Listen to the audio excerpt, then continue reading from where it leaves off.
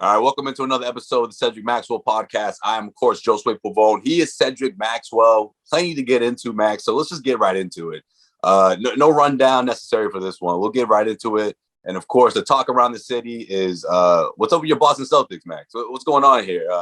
Got the Charlotte Hornets wiping the floor with him. With them. You know what? I know you probably hope you were down there at least to take it in your home state as the Charlotte Hornets put on a whooping to the Boston Celtics, man.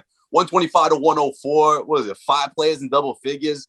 Damn near breaking records out there with the assists. 39 assists. The last time a team in the NBA dished out 40 was back in 1996. So it was some serious offense clicking against the Boston Celtics, Max. What's your takeaway from the weekend? Didn't like the weekend at all. Obviously, if you're a Celtic fan. No, not at all. The thing you see this team do, and they've done it repeatedly, is they play to the level of the competition. When they play a strong team like a Phoenix Suns team or somebody like that in their caliber, they play really well. But when they play a team that is right at their level or below them, they have a tendency that they play down to the level of the competition. And if you do that, you're going to get beat. And if you still, again, almost have another 20 turnover night, this is one thing that's killing this team. 20 turnovers in the second half, man. Turnovers almost every night they're having. And I'm not sure if Brad needs to maybe change the system a little bit and take the ball out of Tatum's hands and let him be on the set, because when he gets the ball in his hands and he brings it up the floor or he's doing, and you almost knew they were going to lose that game by one of the first plays of the game. I think Charlotte had scored, and Jason Tatum just threw a I know exactly the play you're talking about. Kimba, and Terry into a dunk. Jumps to pass the lane, and it was like one of those plays. Like it was such a left-handed, not lazy, not basketball play that you're not ready to play. And this is the thing about them, which is really good. And we can go back a couple of years when they were good and they were really good and almost beat LeBron, almost went to the finals. I was going to say great. Say great, Mac. When they were great. Well, when they could be great. They could be great. Is that They played every possession. Every possession was like a mini war that they feel they had to win. They defended. They rebounded. Everything now they do is so casual. And because of that, you can just see the wheels kind of fall off when they start getting in trouble. And they depend on the threes. And when the threes aren't going, it's like, okay, now what are we going to do? And then they start to try to get in the passing lane and drive and dribble too much. That's the thing that they could take a page away from Charlotte in that game. The fact that Charlotte passed the ball, they passed it. And the way you can't be covered is when you make multiple passes. The way you can be covered is when you over dribble the basketball and the defense starts to get entrenched, and everybody on your team just stands and watches the dribble. So there were some things that really disappointed me about this game. I had a chance to talk to Sean Grandy, my broadcast partner, after the game. He was making this whole thing about OKC, the next team coming in. OKC has lost, I think he said 12 or 13 games in a row. And essentially I know Anna Horford isn't too happy about this, but they sent Al Horford home. He is healthy, and they said, big fella, go do what you want to do, and maybe come back next year. But right now, they're thinking about the draft. They're thinking about we're not trying to win games. Right. What's going to tell the story is what level of play do the Celtics have when they play OKC? Will they bring their game, or will they lollygag and try to get through it and find themselves in trouble? Because you could think about all the bottom feeders they've lost to this year. They lost to Sacramento twice. They lost to Cleveland twice. They lost to, at that time, Washington, who was really bad, and they've gotten good now. They lost to them. So, I mean, this team has struggled when they played good or teams that haven't been good.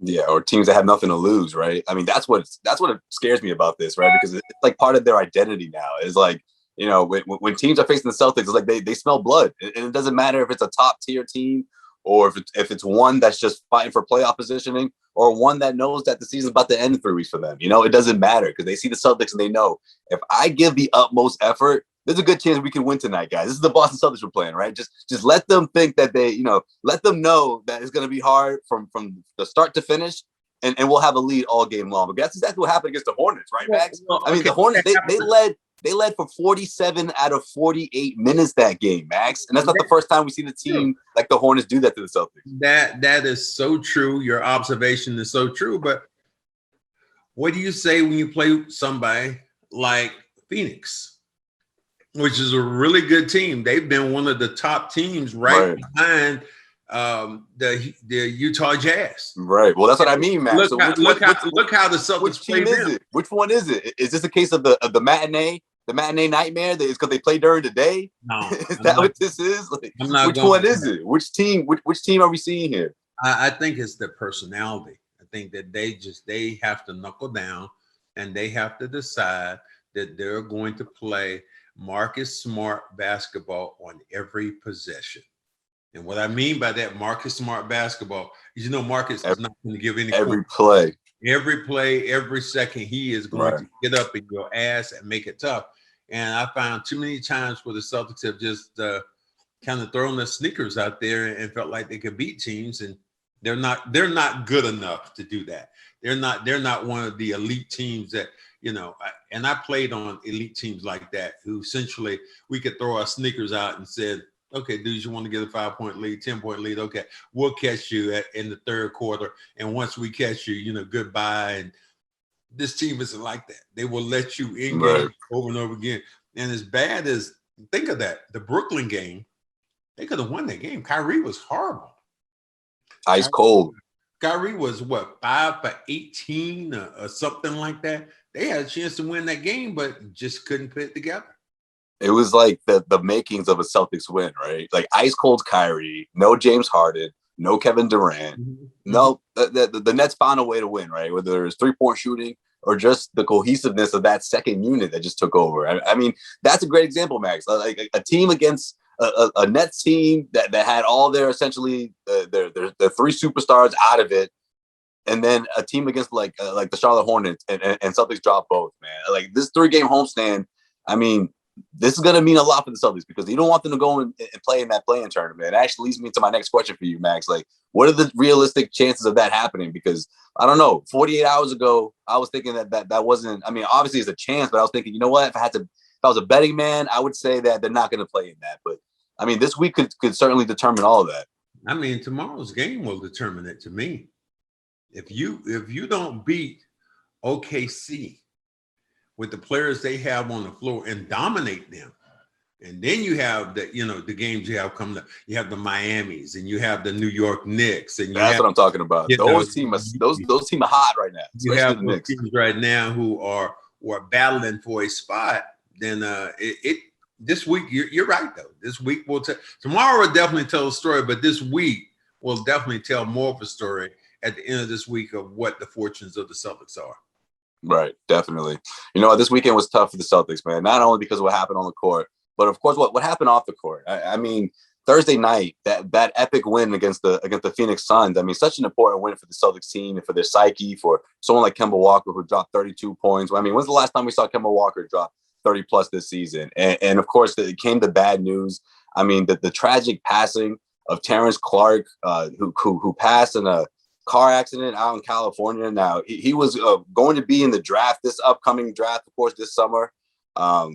Came out of Kentucky, Boston native kid. I mean, Max and I, we both spoke to him a few times. I mean, throughout the years, because he spent a lot of times with the Boston Celtics. I mean, we could find Terrence, hanging out on the court before the games, dapping up Jaylen Brown or just chopping it up with Celtics assistant coaches. I mean, he was certainly that kind of guy that was that close to the team and formed a relationship with Jaylen Brown. And Max, I haven't been able to stop thinking about him all throughout the entire weekend, to be completely honest with you, man. It's been on my mind because it's such a sad story. And someone that, I mean, I guess is one of those tragic stories that just reminds you of anything, tomorrow you never know what can happen to you, I guess, but it's just, I can't get over it. I still can't wrap my head around it, Max. I'm having a tough time. Yeah. I mean, you should. And it was such you say things are avoidable. Something maybe that was avoidable was self-inflicted. The fact that he was speeding, that he didn't have on a seatbelt, that he ran through a red light. This is according to all the press. But it still doesn't do the justice to the fact that you've lost a young man like that for a reason that, essentially is just so sad, even to the point where, very seldom you have coaches who are engaged with players. Brad Stevens knew about this kid because his son, Brady, looked up to him. I have a picture that I think I put on Instagram that I took of him and my son, Devin. They were both standing there and they were holding up 4. And I was like, what the hell is that a gang sign? And my son said, no, Dad, that's the 704 area code for Charlotte. That's what that means. Max is like, is this some new new stuff I don't know about, some new gang you with? So, to see that big smile on his face, and it was so shocking to me because I kind of knew, but I was kind of in my mind hoping it wasn't the kid I was thinking about. Because when Sean said his name, I did not know his name. I just knew him as this big friendly kid with a smile. And then I said, Sean, I think I know this kid. And then he showed me a picture, and I said, Sean, I know him. I said, he was at the game many times and spoke to me after the game. He was, like you said, he carried himself like he was in the league already. Right. That he was part of it. If you didn't know any better, you would think he was like a guy in the G League, hanging out with the team, that he knew that his destiny was, he was going to be one of those guys in the NBA. And if you watched him play his mixtape, he carried himself like that. Oh, man. Like he was a cut above the guys he was playing. Like it's like he was a man sometimes playing with boys. And I love that. You're right. Unfortunate that he didn't get a chance really to shine at Kentucky because of a foot injury. He was battling that. And so and you think about it, declared himself for the draft and only averaged about, 12 points or something like that at Kentucky.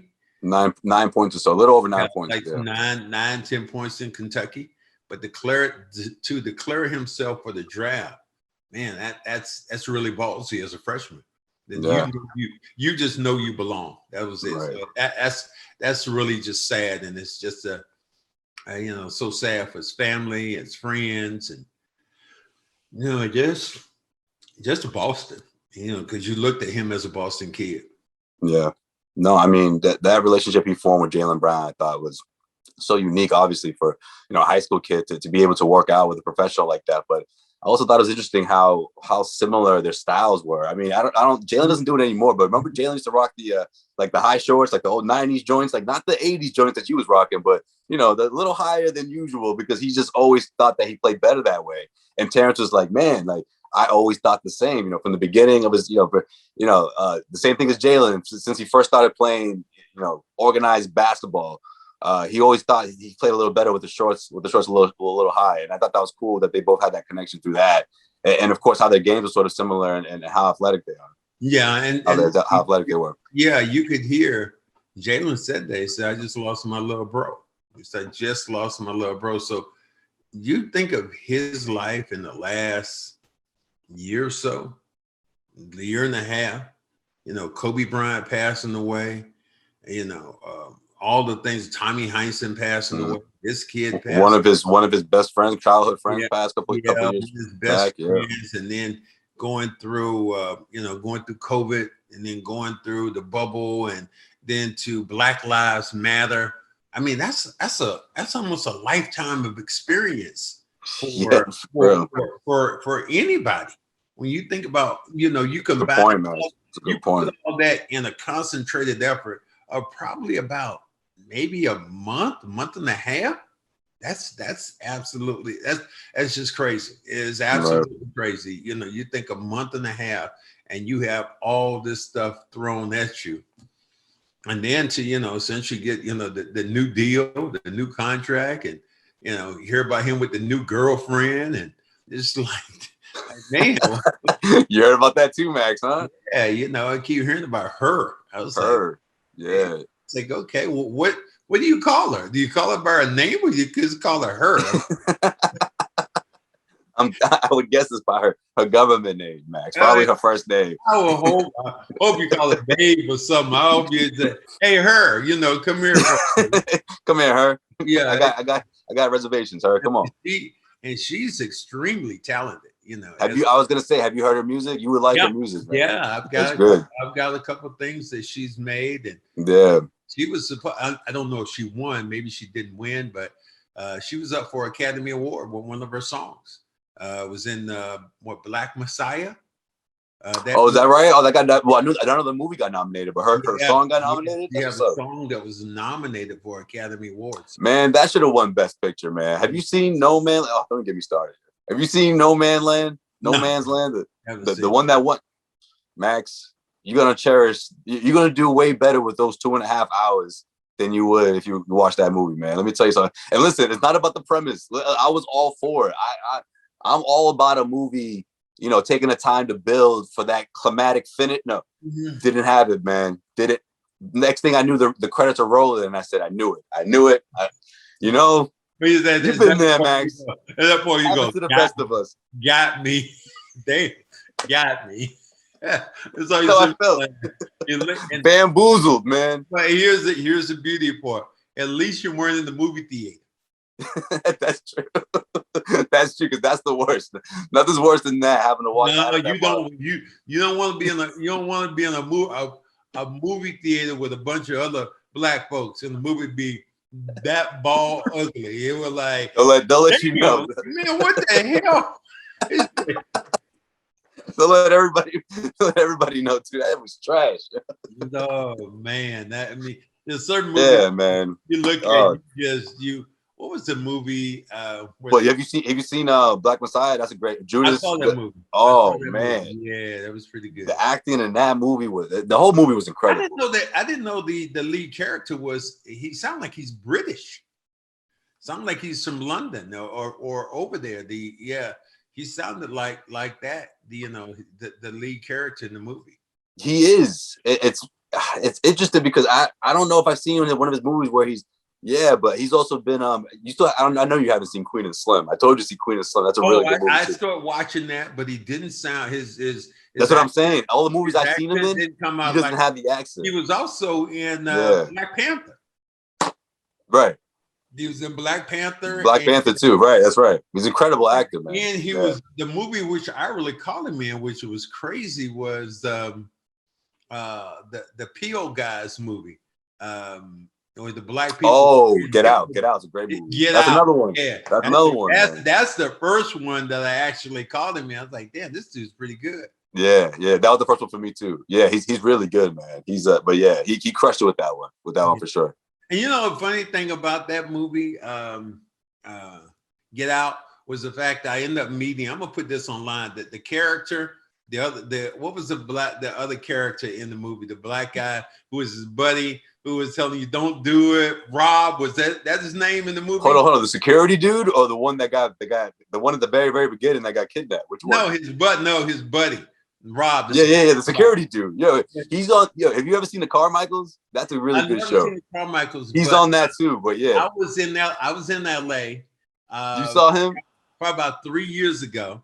And I'm walking through and I see him. I introduce myself. He's like, damn, you know me? Cedric Maxwell, you know me? And we end up taking a picture. So I'm gonna have to send this picture and put this picture online. But the thing that sounds just like him too. That's funny. He was so small. He was tiny. I mean, yeah, he looks. He could have been. He might have been 5, maybe 5'7", maybe 5'6", something like that. But he's really small. And obviously compared to me, but it's just like me taking a picture like I'm holding my kid or something. He was like, so what's his name? I'm looking over at Lil Ray Howard. I'm probably butchering that, man. I'm bad with names, but yeah, I recognize him because he's been in a lot of stuff, man. He's really good. He's talented, man. Really funny guy. Yeah, he did something recently he did some podcast with Paul Pierce before Paul Pierce got in all this trouble. It was something that he was tricking Paul into something, and they were going back and forth. So I believe it, man. Out in Cali, I can imagine people just linking up. I mean, you're out and about. He's got time on his hands. It doesn't shock me. But the thing about LA, though, as you know, it's not that people in LA are used to it. Yeah. You're used to seeing a star. You see a Samuel L. Jackson in the grocery store. You might see this person. They're used to it. They don't even flinch when they see a star actress. And if that person was on the East Coast walking, people be going crazy. But in Hollywood, you're just another person. That's true. That's a good point. But I feel like nowadays with podcasting and except that girl Champion. Your girl Kari. What's her name? Champion? Kari Champion. Man, I think you and I, that's one of the few times you and I were stunned at a woman walking into a place. You and I were together, and we both just stopped and looked at each other. We don't even remember what we were talking about. Who would? Who would? We both went quiet. Do yourself a service. Go online and look this woman up. They talk about her. Gary stuff. She is outstanding. She was cool though. She kicked it with us. We make sure we gotta always add that part in the story, man. Don't make it sound like we were just creeping on Terry. Yeah, I walked over. She kicked it with us for a little bit. We chilled. I walked over to her for just a second, and I was surveying the crowd, and I was asking people my question. They're around Mount Rushmore, and I was asking her, and she went first off right off the bat. She went Kobe. She didn't go LeBron. She went Kobe. And man, how about LeBron right now? She's a Cali girl too. Yeah, how about LeBron right now? It just seems like there's troubling times for LeBron. Not only is he not playing, but some of these comments he's made, he had to walk one of them back where I think the officer that shot somebody, he said, "You're next." That was a strong move for LeBron, man. I'm surprised he didn't think that one through before posting that. "You're next." He posted on social media. That's not what the movement's about, man. That's not. No, it's really not. But I mean, it just shows. But he corrected himself right away. He did correct himself, but you can't, if you are the leader, and let's say it how it is. If you are, LeBron James is one of the leaders. You can't be dropping bounties on people, man. You can't make a mistake. You cannot make those kind of errors. I mean, that's a bounty, man. That's a bounty with no reward. Oh man. Oh, yeah. That's dangerous. I mean, we think about what Maxine Waters said about, if you don't get this verdict right, we're gonna tear this place up. And right. Yeah. And then LeBron following that up with, saying, you're next, and showing the picture of this guy. That's like, nah, he didn't want to get that one out. That's not it. That's not it. I was surprised by that too. But yeah, he pedaled back, but he backpedaled, And it's interesting because wasn't he the one that gave Daryl Morey crap about the China? Remember the retweet that he did, the firestorm that he set off, and he retweeted the. No, I don't think he did. LeBron had to somebody had to backtrack something. Well, no, I mean, I thought LeBron. Murray did it. He talked about. I thought LeBron was the one that said Maury should have thought twice before he did that. So I thought he was. I don't know. I thought that was it. Was LeBron or not? All I can remember about that incident is they end up talking to LeBron about it, and he had to kind of backtrack some of the things he said because of course of the NBA and being in bed with China. Mm-hmm. They've been in bed with China for the longest time.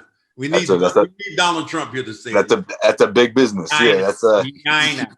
You can't be affecting the bottom line like this, LeBron. That's not what we do here. That's not how we do business. That was when the commissioner said, "Yo, I need to talk to you, and they need to talk to you. We need to pull this thing back in. We got a billion, not 100 million. We got a billion fans over in China who are watching our product, and it's crazy because I saw Derek Sullinger over there. He got to the second round. He played a great game, and man, just to hear him talk about Stephon Marbury, I think that's who. Oh man, he's revered. He's got a statue and everything out there. We gonna stop the presses one day and see if we can reach out and get Steph, because we gotta get Steph. Maybe for episode 200. Episode 200, we get Stephon Marbury. God, he is so huge in China, man. They're talking yeah, for sure. Statues and I want the formula that he came up with. He said, well, if Nike can sell these shoes for so much money, how about if I sold 1 billion pair for $10 or $5? He said, I'm making, and they say he's making crazy bank over there. I mean, he is just he's a man. Remember when he did that here? I mean, it didn't work out the way he wanted it to, but that was a great, just an idea, great concept. He sold his sneakers for, I think it was about $12. He was like Starberries. The Starberries. Yeah, you remember, right? Yeah, Starberries. Yeah, because everyone's dropping $2 or $200 or at least $150 for J's or the newest Nikes. And he was like, nah, man, I want everyone to be able to afford these. Yeah. So I mean, but that in a nutshell, that's been our week, man. That's been our week. Our week man. with the Celtics, our week with with Crawford, and to see what's Clarke, excuse me, what's going in his life. It's just been it's been such a crazy week for the Celtics and the green.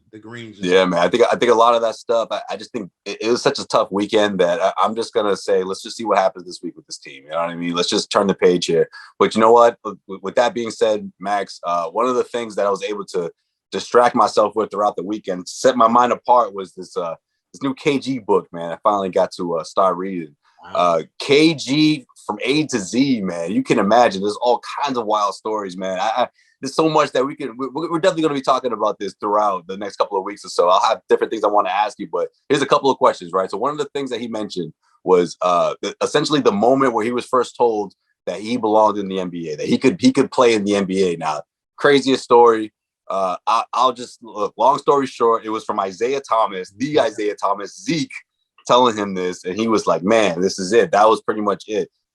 Incredible story. He played against in a pickup game against Scottie Pippen and Michael Jordan. Isaiah pulled him aside right away, told him the business, and that was pretty much it. It just clicked right then and there. The very beginning. Max, what was your very beginning? When did you? And I don't want to hear when people were talking to you saying like, "Yo, you can go to the NBA." No. When did you yourself realize, "Yo, I'm NBA material"? Like, when did that moment happen for you, and what was that like? It happened to me in 1976. I was a junior in college, and we had played some good teams, but they beat us and all. But we got invited that year to the NIT, National Invitational Tournament. That's when it was still huge, and a lot of teams. There were only 32 teams were taken in the big dance, so there was a lot of talent that went to right. And so we went to the NIT, and we started playing these teams, and we played one of the top teams in the country that year. That was San Francisco, and that was with Bill Cartwright, and they had a guy named James Hardy and another guy, Williford Bowens, and we played them. We beat them. We played Oregon with Greg Ballard, a guy I ended up playing against later on, and Dick Harder was a defensive coach. I dropped 30 on them. Man. Dick Harder, he used to coach for the Celtics. I remember him. Yeah, then we played North Carolina State, and they had essentially taken us off their schedule, and we ended up beating them. And we played Kentucky in the finals, and we lost by 3. And although we lost the tournament, the most valuable player in that tournament was me. Man. That told me at that time that I could play. I'm looking at these other guys thinking they were play. I realized that I was better than almost every one of these guys I was playing against. Like I belong. Yeah. So that was the moment that, I thought I belonged. I mean, I was my junior year after the NIT. People asked me, said, "Are you going to go hardship? Are you coming out early in the draft?" I was like, "No, man, I wanted, I enjoyed college. I wasn't even thinking about that. And I didn't know how good I was." Max was having a blast. Max having a ball. So it gave me, I was kind of with like your fraternity brothers and whatnot, right, Max? I was like a guy perfect. I was like, Pritchard, the 4th year in school, the fun year. That's the best year, right? That's the best year. Everything done. You've already learned all the ropes. Right.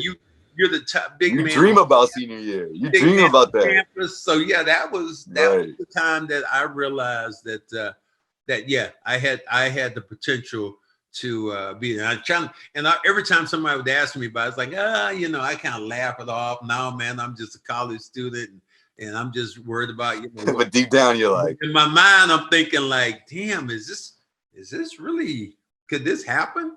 See, that's why I wanted to hear when you believed it, not when people were saying it to you. You must have been hearing it for years. No, I didn't hear it for years. I heard. Oh, yeah.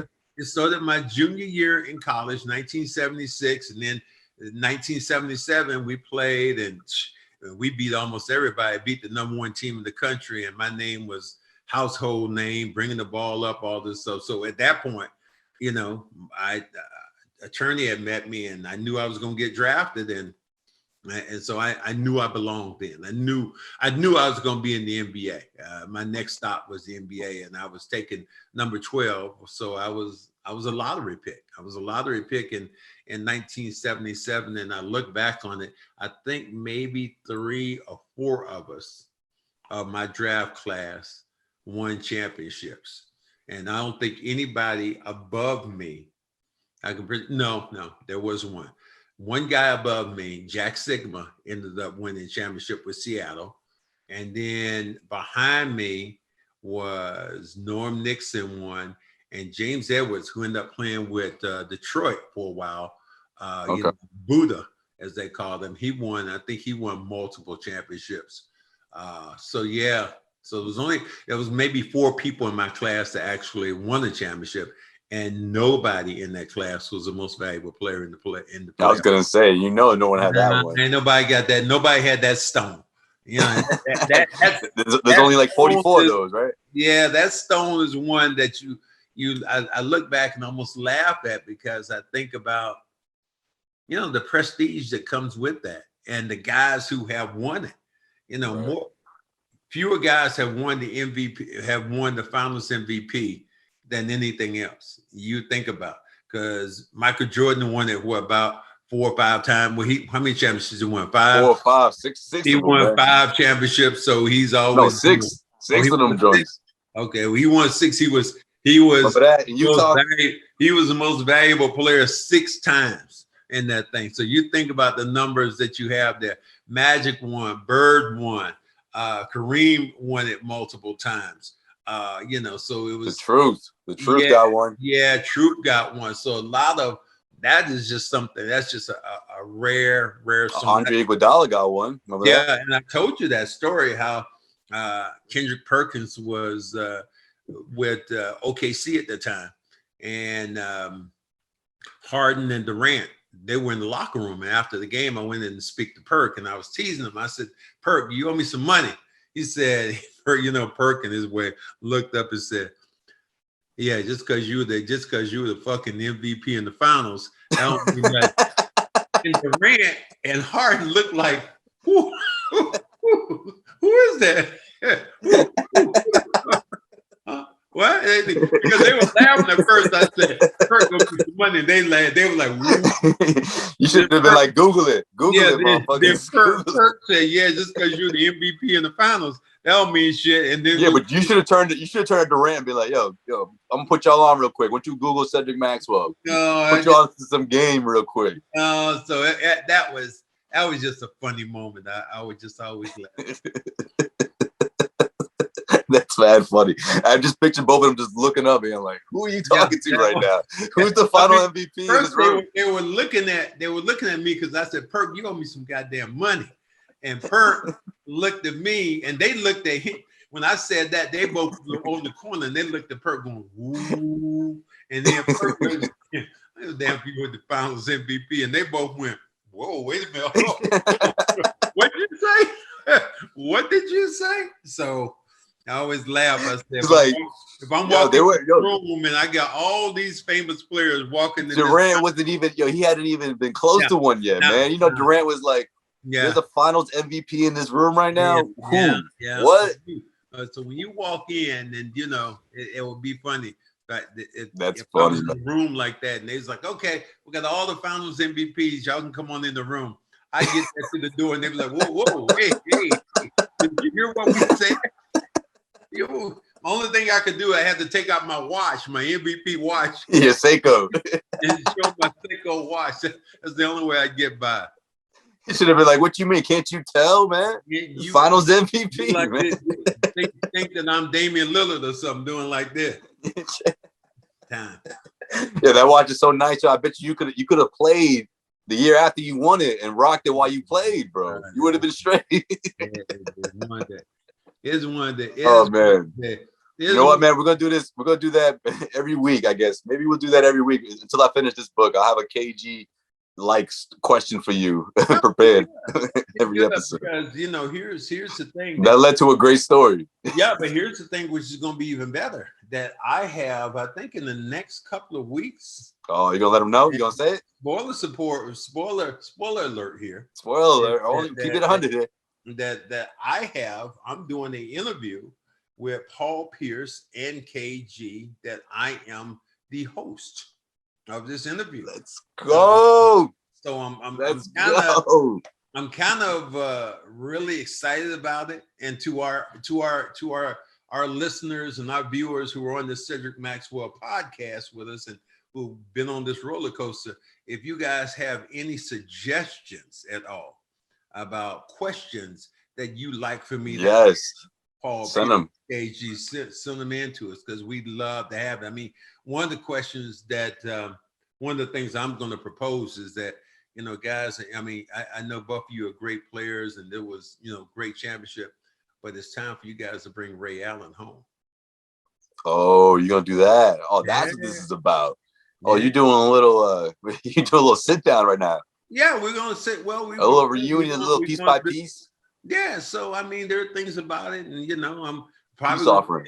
And I guess do I need to ask Paul Pierce, like, what the hell were you thinking about putting out that damn video? I mean, is that one of the questions I need to hit him up with? No, better yet, tell him how we both saw it coming from the New Year's Eve when you went live to the other time.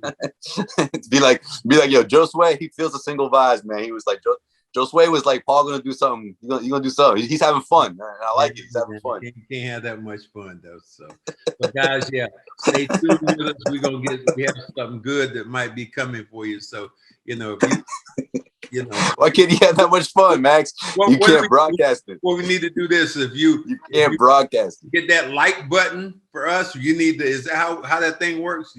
Subscribe. Yeah, hit subscribe on YouTube. Say subscribe on iTunes and all that fun stuff. Yep, and absolutely. You're in the house with us anyway. So anyway, guys, it was absolutely a ball talking to you again this week, and we're looking forward to more exciting things about. Yo, Max, I just realized this is a new batch of episodes, so to speak, right? We got the hot 100. This is the above 100. We stepping our game up now. We're stepping our game up. We going into something else. So guys, again, right. Thank you for all our supporters. Absolutely, guys. We appreciate it. We'll see you guys next week for sure. Well, no doubt.